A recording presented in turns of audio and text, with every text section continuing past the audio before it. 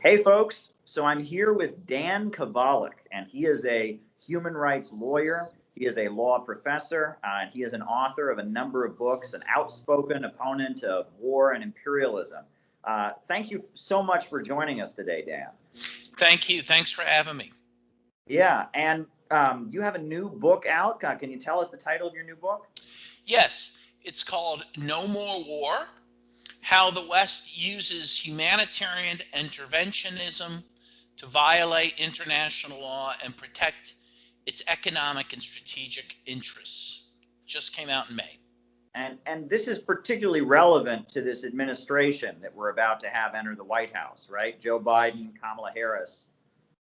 Yes, because it really focuses in quite a bit on the liberal push for war, under administrations like Bill Clinton, Barack Obama, and the people they surrounded themselves with, who cloaked themselves in, the idea of human rights and humanitarianism to invade other countries. And obviously the Republicans also lead wars, but generally they're a little more naked in their justifications for the war. For example, just to give one example, Syria, where liberals have been pushing for continued U.S. intervention in Syria based on, ostensible human rights concerns, while Trump said the reason we're there now is to protect our oil interests there. So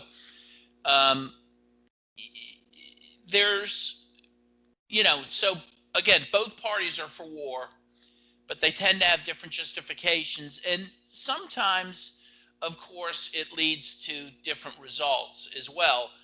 I would say now my assessment is that the Democratic Party and the intellectuals that support the Democratic Party are more pro-war than the Republican Party. That is my assessment. And how did that happen? Because it for years, right, it was the Republicans that were the militarists and the hardliners. They were for the Vietnam War. It was those liberal hippies that were protesting it. I first got political during the invasion of Iraq. And I remember it was the Democrats and Michael Moore. We were the anti-war people. And it was the Republicans that were the hardliners. So how did this flip happen? Why is it that now Democrats are more pro-war than Republicans? Right. So first of all, I do agree there's been a flip, but I think not as profound as maybe folks think. First, we have to remember with the Vietnam War, that was really Kennedy and Johnson's war, the first half of it. I mean, they really got us into it deeply, and then Nixon took it over. So I would say that was a joint project, but certainly from the beginnings, a Democratic one, big D Democratic.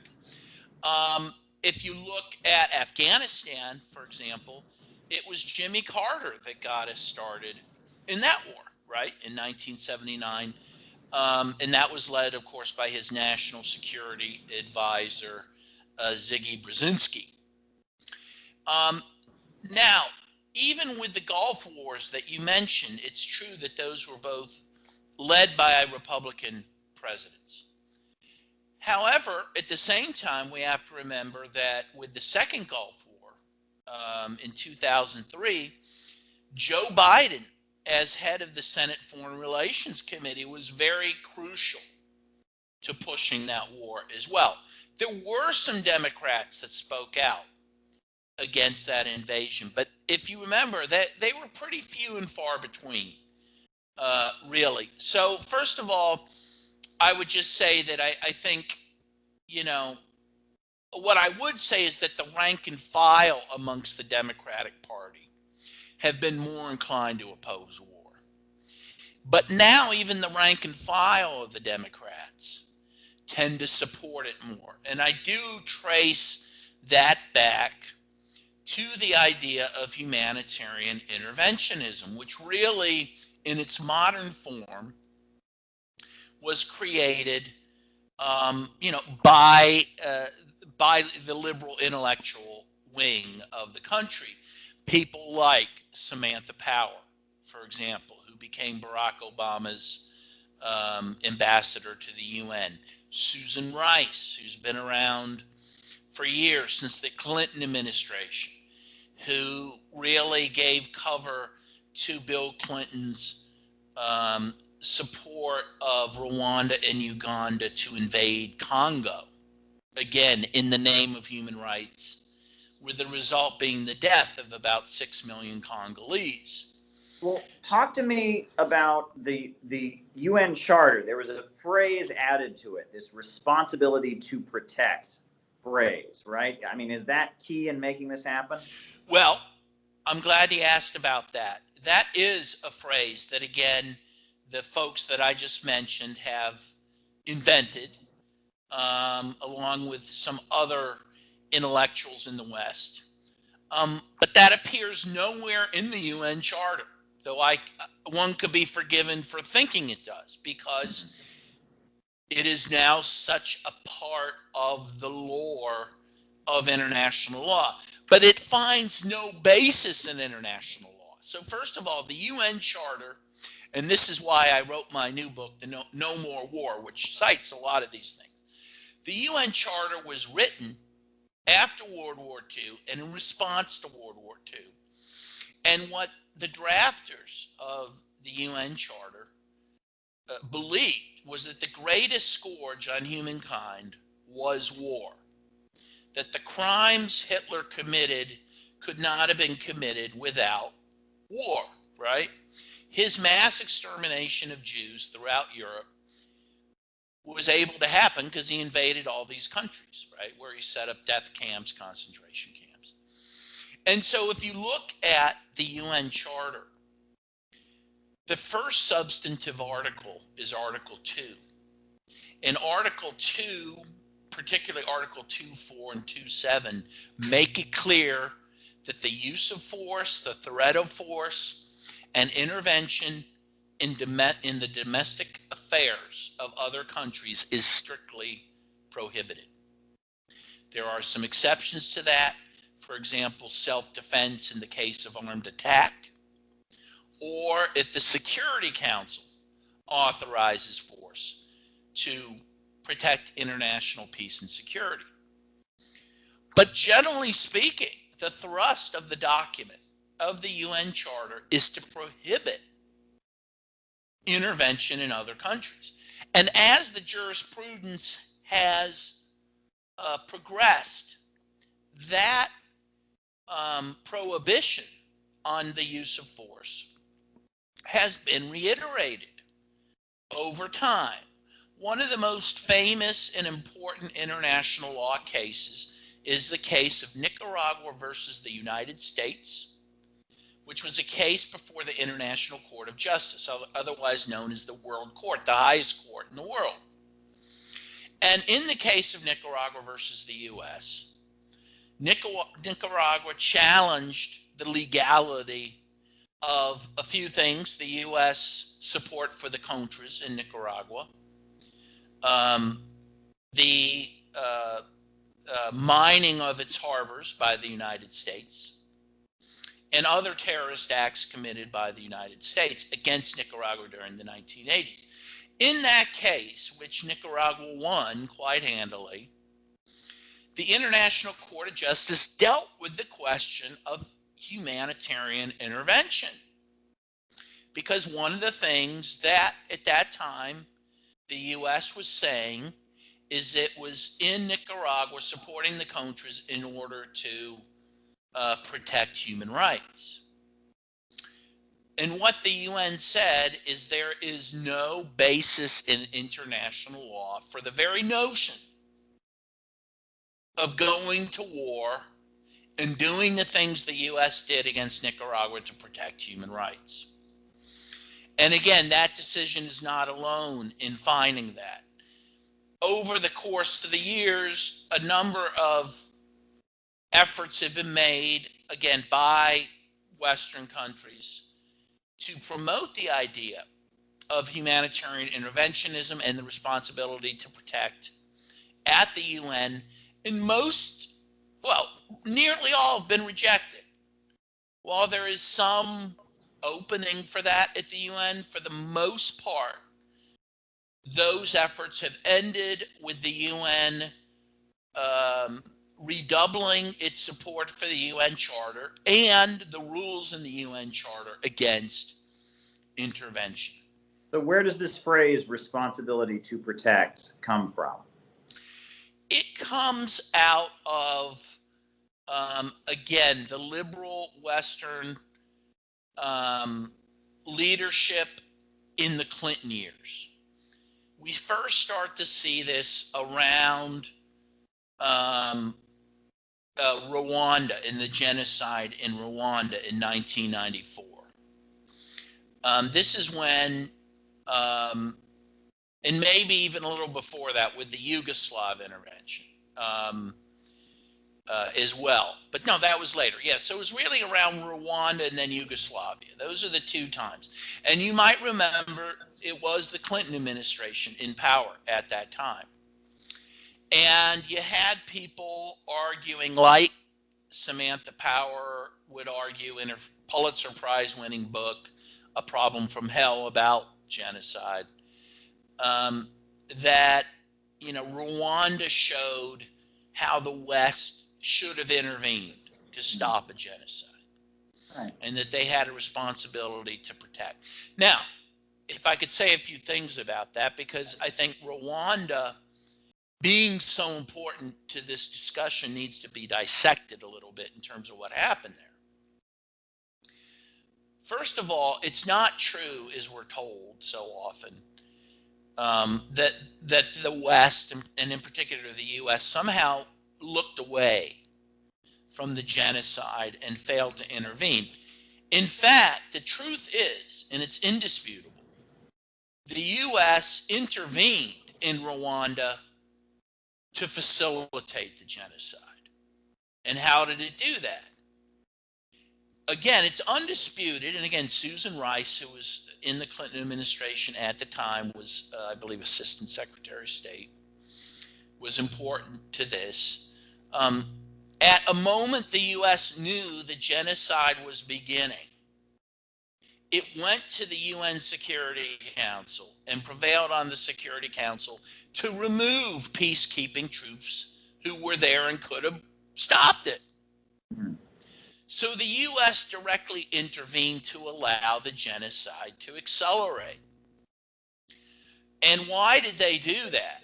A lot of us believe because they wanted Paul Kagame, the current leader of Rwanda, who was leading the RPF, the Rwandan Patriotic Front, at that time, the Tutsi-led organization that had invaded Rwanda in 1990. He wanted Kagame to come to power so that the bigger prize of Congo could be captured by Rwanda and Uganda shortly after, which is what happened. And so while Kagame, who's currently the president of Rwanda since that time, since like 1994, while he's portrayed as a hero, as the man who stopped the genocide.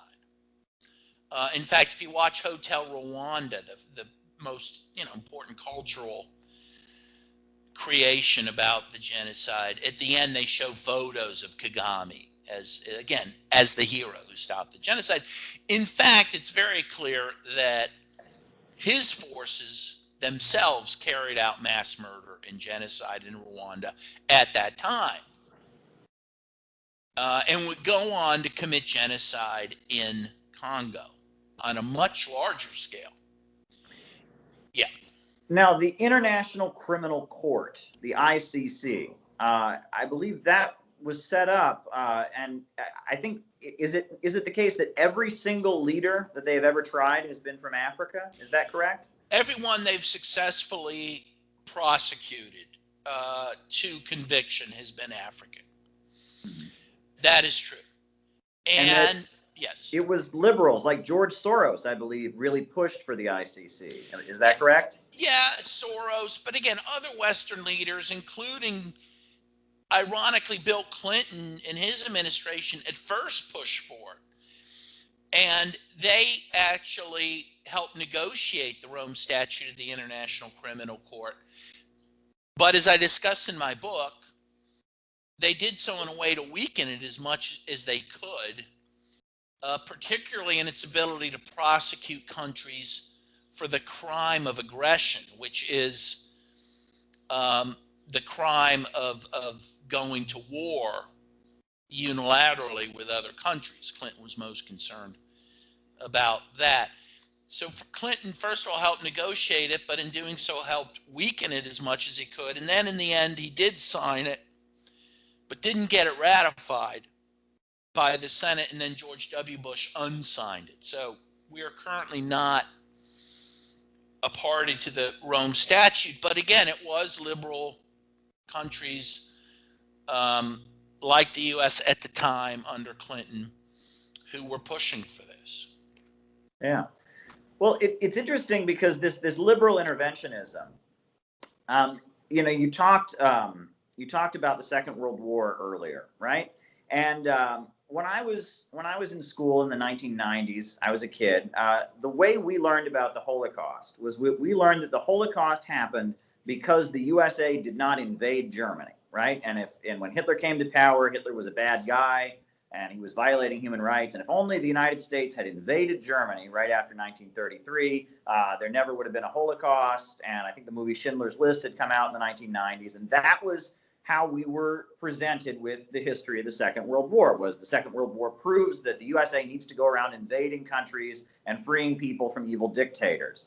Well, later I learned, of course, that that's completely not a reality of what happened, right? What happened was that the United States was in bed with Hitler. Henry Ford was very close to Hitler. The United States preferred Hitler because they feared a socialist revolution in Germany. And the United States did everything they could to prevent the Soviet Union from building a global anti-fascist front. And that even later during the McCarthy period, if you had been somebody who had been protesting against Hitler in the United States, you were labeled a premature anti-fascist. That was a sign that you might be a communist or a disloyal person. And that actually the opposition to Hitler had come from grassroots organizers, communists and progressives, while our government was very happy to do business with Hitler until like the last minute, and they appeased him and they did everything they could. But it's weird how things have changed, right? And that the narrative around historical events has kind of been written in such that the United States is portrayed as this humanitarian force that just goes around the world liberating people from dictators. And it is interesting that it's more liberal. I guess my understanding is during the Vietnam era, the United States presented itself like it was going around, it was going to protect the population of the country from communists coming or something. It wasn't so liberal in its perception. Can you talk about how like the war propaganda has changed, perhaps? Yeah, sure. So first of all, I think your point about World War II is well taken. And World War II is, of course, the great war that we're always pointed to as an example, as you say, of the West and the U.S. in particular, defeating a genocidal regime in the Nazi regime. But as you know, it wasn't the West that really destroyed the Nazi juggernaut. It was the Soviet Union. 85% of the Germans were killed on the Eastern Front. And we always talk about D-Day and how critical allegedly D-Day was, the invasion in Normandy. That didn't happen until 1944. The war ended in 1945. Meanwhile, the Soviets had been fighting the Germans tooth and nail since 1941. The West was really late to the party in terms of fighting Hitler. And again, that reality has been totally obscured on purpose. No, but it's polls. Americans think that the Soviets and Hitler were on the same side. Absolutely. And even in Europe, which knew better because they were there, right? The polls, as the years have gone on, the polls show less and less people understand the importance of the Soviet Union. When I was in Paris in the 90s, there was a metro stop called Stalingrad. I imagine It's still there. I'm not sure. But that showed their understanding that, of course, the war was turned not at Normandy, it was turned at Stalingrad. in the Soviet Union, right? But again, that reality has not to be forgotten. Wouldn't give it, all the forcefulness of it.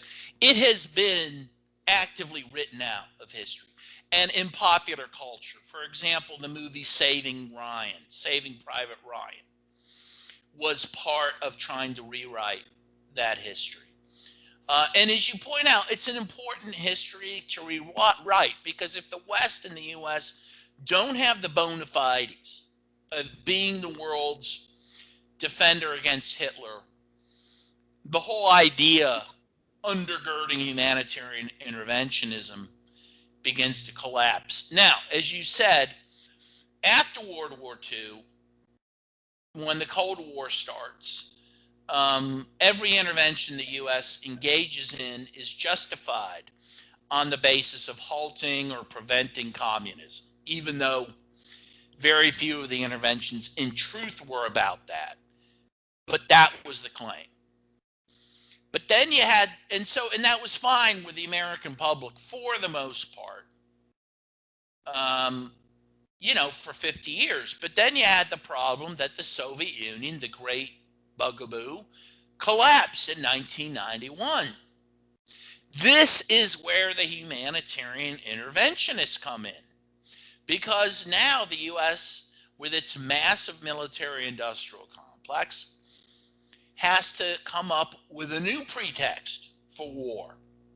You can't say you're fighting the Soviet Union when it doesn't exist anymore. And so this is when there's this shift in ideological support for war. And it is found in this idea of humanitarian interventionism. Right, because fighting communists is kind of a conservative appeal, right? Communists are not good Christians who believe in God. They disagree with the American way of life. So it's conservatives that are going to be enthusiastic about fighting communism. But the new approach seems to be causes that are more important to liberals. They'll say this regime is oppressing women, or it's oppressing gay people, right? Or it doesn't have human rights. So that's more of a liberal message nowadays to promote war. Is that what you're saying? Yes, that is true. And so an example of this would be the Libya invasion in 2011, which was spearheaded by a troika of people who are wedded to international, humanitarian interventionism, and who we will probably see in one form or another in the Biden administration, and that's Hillary Clinton, Samantha Power, and Susan Rice. And they pushed that war on human rights grounds, saying we had to invade Libya to protect the people there from Muammar Gaddafi. Now, as it turned out, in fact, and I write about this in my book and elsewhere, if you look at the emails, particularly amongst the Hillary Clinton team at that time, remember she's Secretary of State, they're acknowledging amongst themselves that by the time the NATO bombing of Libya starts, any human rights concern which existed was gone by that point. That Benghazi was safe. We were saying we were going to try to save Benghazi. They knew that Benghazi was under the control of opposition forces and was safe. And they pushed to continue the bombing, from March till October anyway, for other reasons completely unrelated. Right. Now, Obama was told by someone that when Gaddafi said he would go house to house, that meant he was going to kill everyone in every house, right? I remember that phrase, house to house, was somehow used to manipulate Obama. Yeah, well, it was used to manipulate everyone, including the public. The argument is, it's pretty clear Gaddafi was saying he was going to go house to house and root out insurgents, armed insurgents. But right, it was turned around to claim that he was going to engage in genocide. Of course, generally speaking, you wouldn't go house to house to commit genocide with modern technological warfare. You just do what the U.S. does and bomb the hell out of the city, right? House to house, in fact, suggests some more selectivity. Yeah, indeed. Right. And in fact, there was no evidence that Gaddafi intended on committing a genocide in Benghazi. And there were two other lies that were even crazier that the Obama administration pushed. And that was a claim that one, Gaddafi was passing out Viagra to his troops to engage in mass rape. Amnesty International would later say that there was not one iota of proof of this. And again, but I believe Amy Goodman of Democracy Now! Repeated that on her broadcast and apologized, if I'm not mistaken, right? yeah, well, she has become a humanitarian interventionist. She's a great example of the liberal support for war. She has drunk the Kool-Aid of humanitarian interventionism. The same person who was aggressively against the invasion of Iraq in 2003, right? She is now largely supportive of interventions. And the third lie was the worst lie. And I'll explain how that is. The third lie was that Gaddafi was using black mercenaries to carry out atrocities. He was bringing in black mercenaries from Africa to carry out his warfare. Now, first of all, it does make one scratch their heads why liberals feel the need to point out that they were black, right? It seems odd on its face. But even putting that aside, again, Amnesty International, while first peddling that lie at first, when the bombing began, at some point they would conclude that that was a lie. There were not foreign mercenaries in Libya. Rather, well, there were, but they were on the other side that the U.S. was supporting. But these so-called black mercenaries were not mercenaries. They were, in fact, guest workers from Africa that Gaddafi had invited into work. And then some had lived there for many, many years after the end of slavery and just were indigenous by that point to Libya. Now, so this was a lie. And the importance of the lie is this. While the U.S. claimed it wanted to invade Libya to prevent genocide, the lie about black mercenaries causes a genocide. Because as the jihadists that the U.S. and the West support to overthrow Gaddafi start to take over Libya, they begin to kill black residents, to depopulate entire black towns, and to arrest people en masse because they were black. And now, post-NATO invasion of Libya, there are now black slaves being sold in public markets in Libya. This is all the result of that invasion, and again, in part because of the lie told to justify the invasion. Well, I'll have something to add about that, because I remember when this intervention was going on, I remember listening to the radio, and they mentioned Gaddafi's Green Book, which is his ideological book. And, here's an edition of it. I actually published an edition of it. I wrote an introduction to it. It's the Green Book. And they read one sentence from the Green Book on NPR, something about menstruation and women shouldn't do the same kind of work men do because of menstruation. Well, I went and read the Green Book at the time. This is a really beautiful book about, democracy and about socialism and about, the ability to build these collective councils that make decisions. It's a really, really profound book that Gaddafi wrote, but NPR read us one sentence from it that said something about menstruation that was a little bit sexist, right? But the other thing is you're talking about Gaddafi as a champion of the black guest workers. There's actually a chapter, like a subhead, a chapter in the book under the title in the Green Book by Gaddafi called Black People Will Prevail in the World. And part of the reason that the Nation of Islam and a lot of black nationalists were particularly supportive of Gaddafi is in this book, he predicts that black people will come to lead. He argues that just as the white man is now ruling in the time of colonialism and such, that it's going to be the black race that becomes the leading race. And he predicts the rise of Africa in his Green Book. So it's kind of fascinating. So when they portray Gaddafi as if he's a racist genocidalist, I mean, that's kind of the opposite. I mean, he seems to be like a champion of dark-skinned Africans. And my understanding is also that was kind of the motivation. You talk about the crimes committed by these forces after the overthrow of Gaddafi, these were lighter-skinned folks who did not like dark-skinned Africans. It was a racist mobilization, essentially. They saw Gaddafi as being too friendly to the dark-skinned folks and not, preserving the privilege of the rich and powerful in Libya.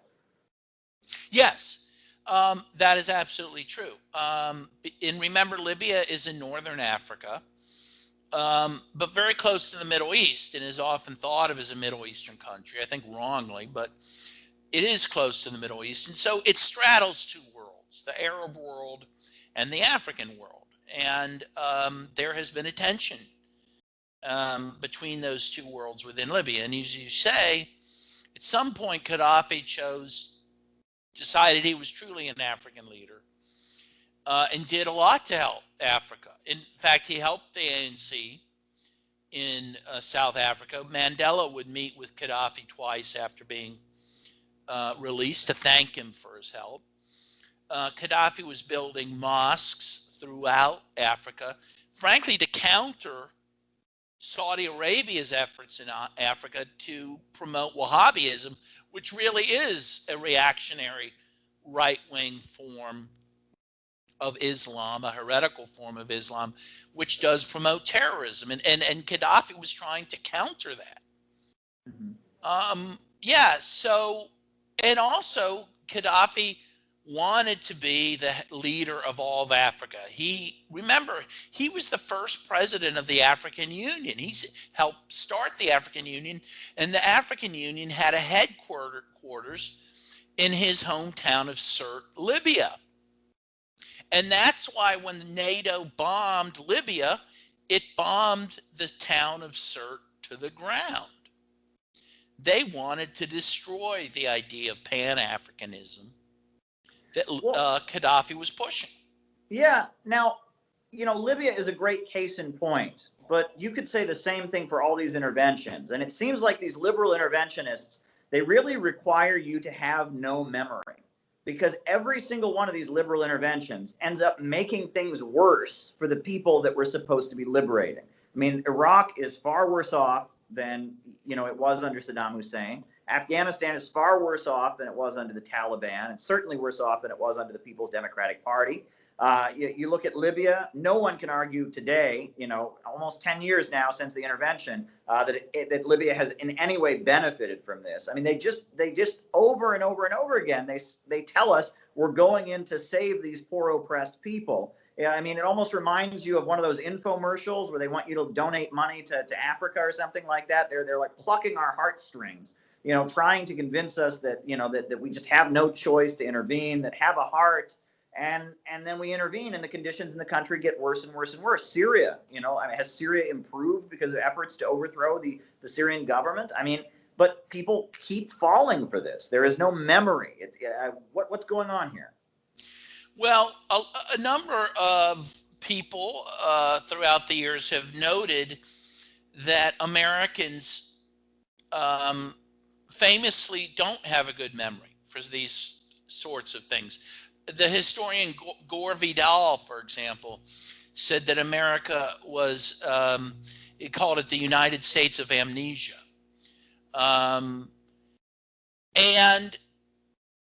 It's not by accident. Essentially, we are not educated by our schools or by the media about the past. At best, we're told lies about it, and at worst, we're just told nothing. And so people don't know what happened in the Vietnam War or the Korean War, which, if you walked up to 10,000 people randomly in the US, if you found one person who could tell you about the Korean War, it'd be amazing. And so you have really a population whose ignorance has been cultivated for just this purpose. And so every conflict we're lied into, and we may know it was a lie at the time, but then by the time the next conflict rolls around, we forgot we were lied to the last time. Right. And so we believe the newest lies. Yeah, I mean, it's an incredible thing. I mean, another great example right now is Afghanistan. I mean, so we're in 19 years since the U.S. invaded Afghanistan in 2001. But of course, the U.S. has been actively intervening there since, at least as far back as 1979. Now we're being told, and I'll give an example of this just from yesterday. I was listening to NPR, and they had a story about a women's soccer team in Afghanistan. And the whole point of the story was to say that that women's team would not be possible if the U.S. had not gotten rid of the Taliban in 2001. And it may not be possible now if Trump gets his way and pulls troops out of Afghanistan, right? Well, this all ignores the fact that when the U.S. began supporting the Mujahideen, right, these right-wing extremists, which included Osama bin Laden, in 1979, Afghanistan had a very progressive government that was advancing women's rights. And the U.S. support for the Mujahideen and the destruction of the government that followed gave rise to a regime in the Taliban that, yes, was anti-woman. But who brought that about? The United States. We are no friend of women in Afghanistan or anywhere else. The other thing that NPR doesn't tell you, they focus on one women's soccer team. Great. They don't tell you that even according to Time magazine, after 19 years of war, where the U.S. has had troops throughout the country, Afghanistan is still ranked at the very bottom of every country in the world for women's rights. Yeah. So what have we done for women there? Nothing. In fact, we've hurt them. And yet, as you say, few people know this because few people know what we've done there all these years or even know what we're doing there now. Right. Yeah, so we're going to be told, and you're going to hear this a lot the next few months because, again, people are panicking that Trump may take troops out of Afghanistan. You're going to hear a lot more about women's soccer teams in Afghanistan. Yeah. That Mujahideen that the United States supported was pouring acid on the faces of women who didn't wear headscarves, from what I understand, right? I mean, that was one of the acid attacks were one of their token moves. Right. And engaging in rapes. And this was not a pro-woman outfit the U.S. was supporting because they weren't supporting them to advance women's rights. The U.S. doesn't go around supporting women's rights. In fact, I have a whole chapter in my book called The U.S. Military is Not a Feminist Organization. Yeah. Now, that should be an obvious point. One should be inclined to laugh when you even hear the suggestion that it might be. Right. But we have been taught that it is, that it goes around the world protecting women and girls, when in fact the U.S. military itself can't even protect its own female soldiers from being raped in huge numbers by their fellow male counterparts in the military. But who can forget Jessica Lynch, right? You remember that chapter of the U.S. invasion of Iraq when there was Jessica Lynch and we were told that there was this woman hero, and it was almost like a recruitment pitch, right? That the way women could find empowerment was by joining the U.S. military. It was particularly disturbing, and that there has been an effort on the part of the U.S. military to kind of revamp its image to be kind of female friendly, a place of female empowerment, but as you pointed out, I mean, these statistics about rape and sexual assault that go on, I mean, just contradict that, overwhelmingly. Yes. And again, the U.S. military is pretty much, I don't want to say every military, but nearly every military, when they invade another country, they rape people, okay? This rape and war go hand in hand. That is just a fact. Mm-hmm. Even in World War II, people don't realize that once, the U.S. leads the invasion of Normandy in 1944 in France, rape goes up 260% because the American troops are going around raping French women. This is a fact. Right. Even General Eisenhower was alarmed by this. Yeah. Military invasions of other countries almost inevitably lead to the raping of the indigenous people there, of the native people there. Yeah. And until people get their heads around that reality, they're going to keep thinking again that somehow the 82nd Airborne is a feminist organization.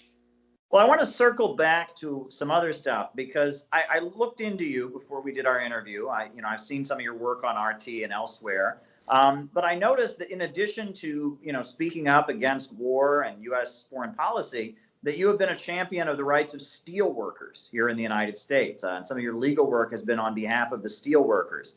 And that raises the question of, this is connected, right? I mean, the same big corporations that push for these wars seem to also be trampling on the rights of working families here at home. Can you talk about that connection? Yeah, of course. So I actually worked in-house as a lawyer for the United Steelworkers Union for 26 years. I mean, that was my job for 26 years. And yes, essentially what happens is the U.S. military is obviously a big thing they do is invade other countries and destroy the living standards of other peoples, right? But the other thing they do in the process of doing that is destroy the living standards of workers here. One example that, again, was the invasion of the former Yugoslavia in 1999. Again, as I detail in my book, there's very solid evidence that a big reason for doing that was to destroy the last socialist country in Europe and to open up all of Europe for capitalist exploitation. And in accomplishing that feat, again, it led to the living standards of all workers around the world lowering, because if workers are hurt in one country, it creates a competitive disadvantage in others, right? And so they continue to lower their labor standards and pay to try to woo business. I mean, this is a very a global race to the bottom among the yes. working class, right? Who will accept the lowest pay, the worst conditions. And I'll tell you a couple interesting facts. Paul Craig Roberts, you might have read his stuff at times. He was assistant secretary of the Treasury for Ronald Reagan. Okay, so not exactly a hardcore leftist. He has written about the fact that once the Soviet Union collapsed, which of course the U.S. worked very hard to make collapse, and the Eastern Bloc collapsed, that this was a huge blow to workers in the West for the reason I just said.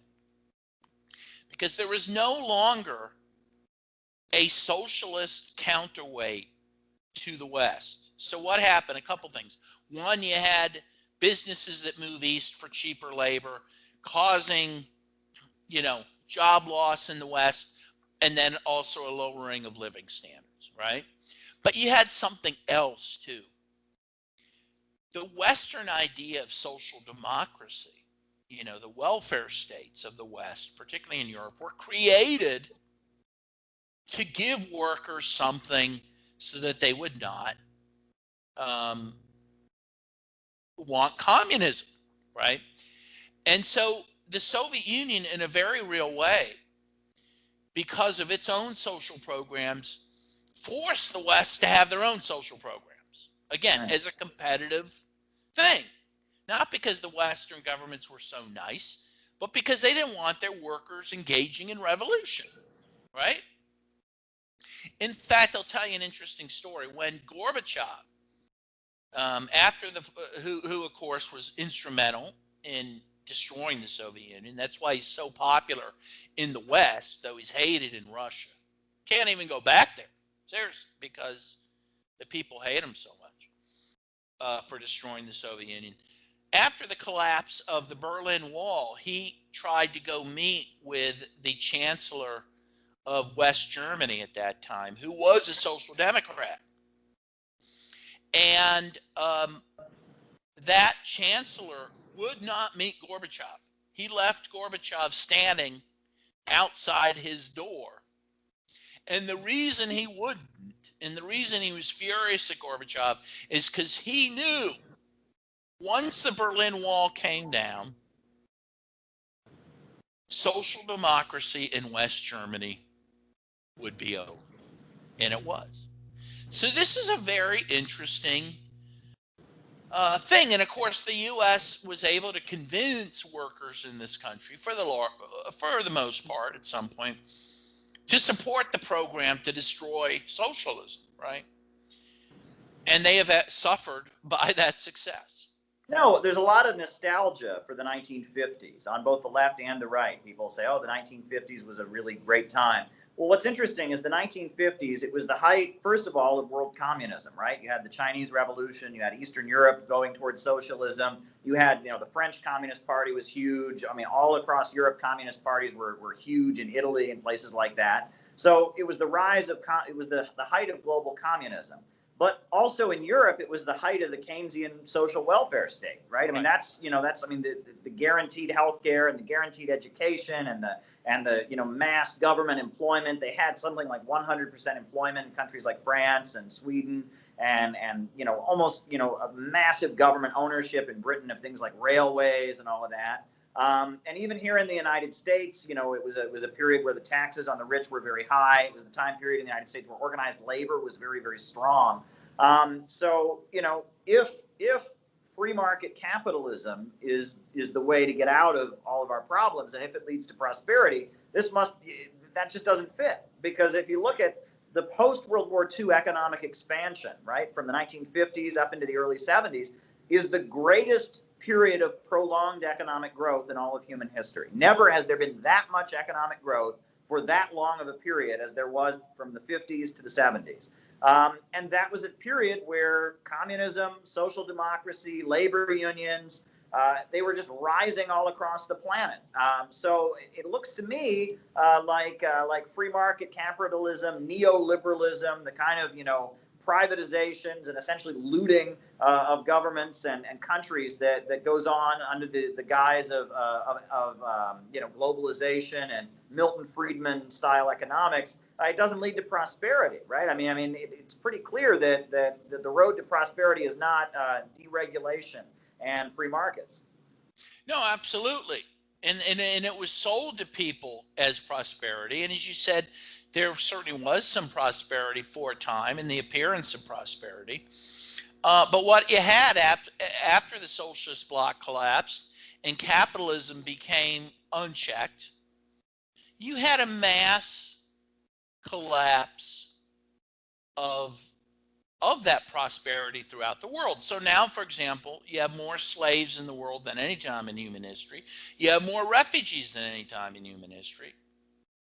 You have more poor people than any time in history. It has been a disaster. And look at what's happening in the U.S. itself now, where you have unfettered capitalism. You now have a country which, while it theoretically has maybe more wealth than any country on earth, that wealth is owned in large part by a few people, while the rest of the people are now struggling with a pandemic with virtually no help from the government. You have millions of people out of work. You have millions of people hungry. You have, tens of thousands of people homeless in the land of plenty. And this, my friend, is the face of capitalism. And we're now beginning to have to reckon with that truth. And, the current system, regardless of who's in charge in the White House, has no way of dealing with this crisis. Wow. Well, that is a lot for us to think about. Now, tell us the name of your book one more time so our viewers can go check it out. Yes, it's by Skyhorse Publishing, and it's called No More War: How the West violates international law by using humanitarian interventionism to protect its economic and strategic interests. And I also recommend your book on Venezuela. You want to plug that as well? Yeah, so then I have before that kind of a series of books with similar titles. You have The Plot to Scapegoat Russia, The Plot to Attack Iran, the plot to control the world, and the plot to overthrow Venezuela. So yeah, I hope you check out all those. Yeah, they're all great books. They all get my recommendation. So it was really a pleasure to talk to you today, Dan. You too. And we hope to have you back on soon. I'm sure my viewers are going to check out everything you got and learn a lot from it. That was a very educational interview. Thank you for giving us so much information today. Thank you. I really enjoyed it.